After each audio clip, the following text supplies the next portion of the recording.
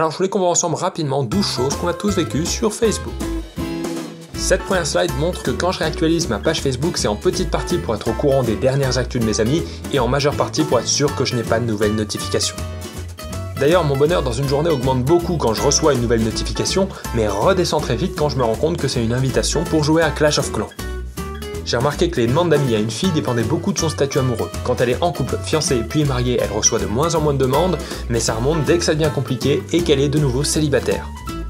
Quand je reçois une invitation à un événement, je réponds toujours peut-être, ce qui veut dire en fait, je vais pas maintenant pour pas te vexer, mais je vais pas mettre oui pour pas recevoir toutes les notifications de merde qui vont aller avec ton événement.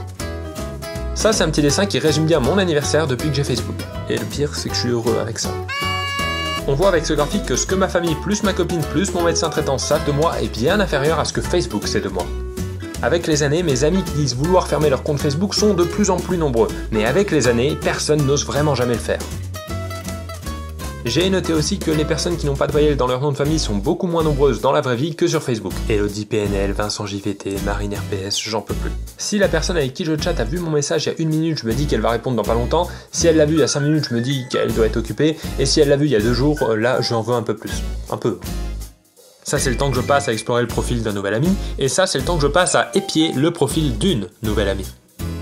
D'ailleurs, si je like une photo de quelqu'un qui a été postée dans la journée, je passe pour quelqu'un de normal. Mais si je like une photo qui a été postée il y a 5 ans, là je passe pour un vrai psychopathe. Je sais pas pourquoi. Et on finit avec un joli dessin qui représente les photos sur lesquelles je suis tagué, avec en noir celle où je suis propre et bien coiffé, et en gris celle en fin de soirée avec les yeux rouges et du vomi sur le t-shirt. Je passe ma vie à me détaguer de toute façon. Voilà, j'espère que cette vidéo vous a plu, n'hésitez pas à la partager sur Facebook par exemple, et puis surtout abonnez-vous, hein, il y a un moment il faut arrêter de déconner, il faut s'abonner. Moi j'ai tout mon temps donc allez-y.